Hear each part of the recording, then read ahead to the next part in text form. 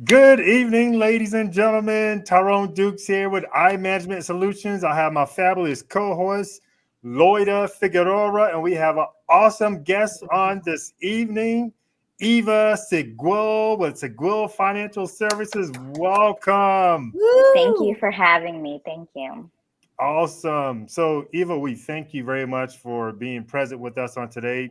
We know that you're going to share a wealth of knowledge, wealth of financial knowledge with our audience today, and we're going to be able to provide them with some power pack information. And so that's why we brought you on because you're the individual that we want speaking to our audience. You have that wealth of financial information that they can use to enhance their lives, enhance their businesses, and really be able to make some critical decisions in their life. So we thank you very much for being on this show today. Thank you.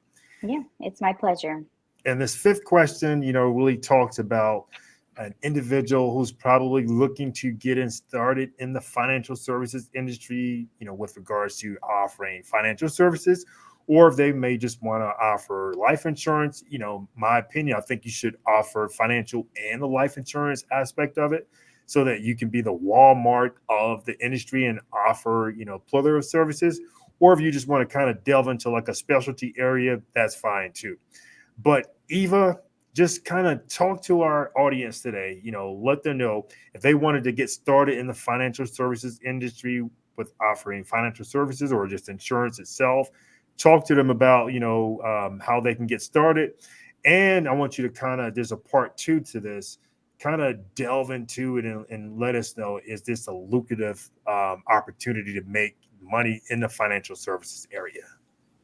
Okay, it is 100% lucrative. Okay, and I say that being a stay-at-home mother with two kids of my own, I think the best candidates for this business are women because we know how to multitask very, very well. Not saying that men can't, right? And not saying men that can't.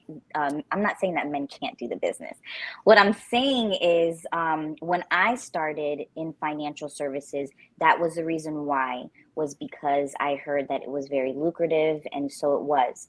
And so, what makes financial services a very lucrative business is the fact that there's a demand for it at any time, whether the market is up, whether the market is down, whether the economy is up, whether the economy is down, whether there's no toilet paper, whether there's COVID, whether, things are going great and the president made everything just beautiful and the market is just booming. No matter what happens, the financial service industry is very lucrative and offers an opportunity for families, people of all ages, people of all colors, diversity, to be able to make an abundant amount of income. And most importantly, not just active income, but passive, right? What we call residual income.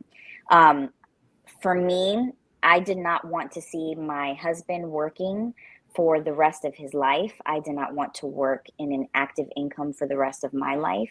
So, this is one of the biggest reasons why I chose this. I wanted to be able to see my kids grow up. I wanted to show up to their games. I wanted to show up to everything, every activities that they had.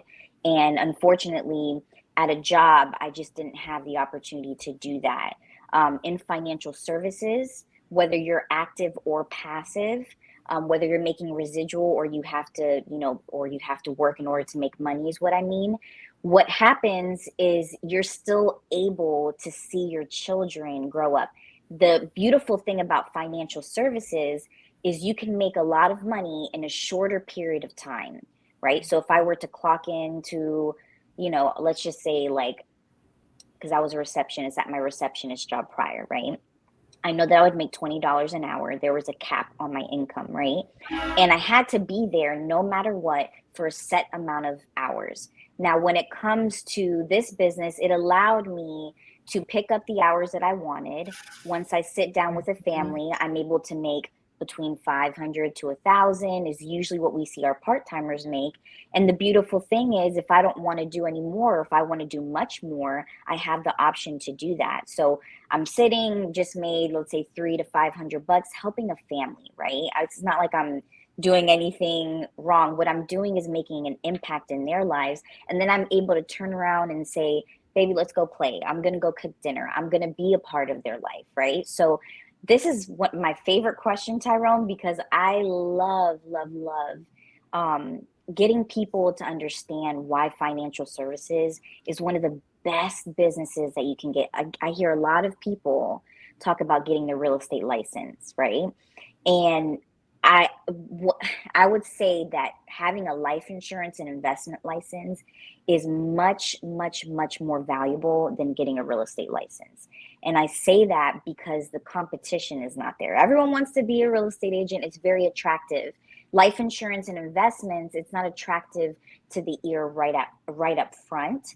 But once you start to see the income come in, and once you start to see the impact that you make, and how people's lives are changing before your eyes, and how valuable it has, on a person's life, not only that, but how you're able to map out and walk through this journey with them, right? You see them start here, and then all of a sudden they're up here, and they're like, oh my gosh, I can't believe we got the house we wanted because we stuck to the plan, and we got, the life insurance. My husband passed away, and unfortunately that was horrible, but this is going to pay for my kids' college, and this is going to help me buy a house, and this is going to do this and that. And so it's one of the most beautiful things you could do is get into the financial service industry. And if you'd like to be a part of my team, you can reach out to me and I can share with you the steps on how to get started. And that way we can talk about mapping out what it is to be able to make an impact and, basically be lucrative in business, in the financial service industry. So yeah, I love it. Oh my God. Yes. I'm just going to be blunt. I'm going to be blunt and tell you what she just told you. She said, look, if you're tired of trading hours for dollars and you want a passive income where you trade money for money, come see her. That's what she basically just told you guys. Okay. I heard it loud and clear. Yes. And the great thing about it is if you listen, she said that, look, I don't have to report to a boss to ask for time to go spend with my daughter or my husband or my family for that matter. She doesn't have to do that. She spelled that out. And she talked about the passive income. Look, if you're working a W-2 job, guys, right now, that W-2 job is your only source of income if you have nothing else coming in. Right now, if you have a passive income, you can create multiple income streams with that passive income, guys. Please, please denote, I heard her loud and clear when she talked about that area. In addition to that, she kind of touched bases on the tax advantages, right? If you look at the tax advantage of a W-2 employee versus the tax advantage of a 1099 employee, it's totally different. So, and I'm just going to she didn't say this, but I'm going to spell it out for you because I know about this particular area. So with a W-2 employee, Uncle Sam, the government, federal and state, they're going to get their money first and they're going to give you what's left over. So in essence, you're going to get the leftovers. But with a 1099 employee, what happens? The federal and state government gets the leftovers. So what happens? Eva will get her money first, right? Then, the expenses will come in, right? Then Uncle Sam and the actual state government will get what's left over. So that's the difference. On the employee side, employee gets the leftovers. On the 1099 side, the federal and state government gets the leftovers. So, ladies and gentlemen, I urge you to contact Eva. And Eva, how do individuals get in contact with you? Yeah, so on Facebook, I do have a Facebook page for Siguil Finances. So you can type in our business name there and you will find our page. As well as we have an email. It is Siguil Organizations with an S at the end at gmail.com.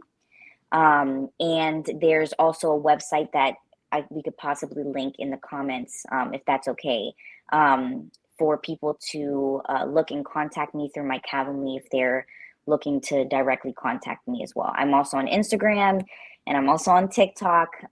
You can just look me up as Eva Siguil, EVA, and then my last name, Siguil, Siguil.